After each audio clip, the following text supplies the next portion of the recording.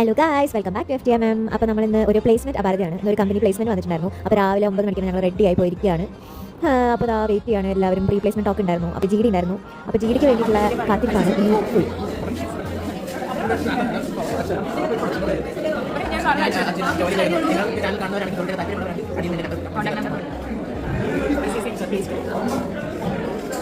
അത് കഴിഞ്ഞപ്പോഴേക്കും ഞങ്ങൾ ഹോസ്റ്റലിൽ കുറച്ച് റെസ്റ്റ് എടുത്ത് തിരിച്ചു. അപ്പോൾ ഞാൻ ഹെയർ സ്റ്റൈലൊക്കെ മാറ്റി. ഇതാണ്. പിന്നെ നമ്മൾ വെയിറ്റ് ചെയ്യണം. ഉച്ചയായപ്പോൾ നമ്മൾ GDക്ക് പോകാൻ വേണ്ടി നമ്മൾ വെയിറ്റ് ചെയ്യുകയാണ് ഗൈസ്. ഞാൻ ഹെയർ സ്റ്റൈൽ മാറ്റിയിട്ടുണ്ടായിരുന്നു. പിന്നെ പുതിയ ഹെയർ സ്റ്റൈൽ ഇതാണ് വെച്ചിട്ടുള്ളത്.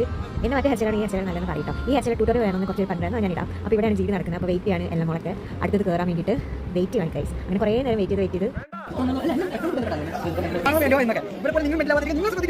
ഈ ആവം പറഞ്ഞ പോലെ തന്നെ എനിക്ക് മനസ്സിലായി. എന്ന് വെച്ചാൽ എനിക്ക് പ്ലേസ്മെൻറ്റ് കിട്ടില്ല. GD ഞാൻ പാസില്ല. അപ്പോൾ വിഷമമായിട്ട് ഞാൻ ഇങ്ങനെ പുഴയോരത്ത് വന്ന് ഇങ്ങനെ വിഷമിച്ചിരിക്കുകയാണ്.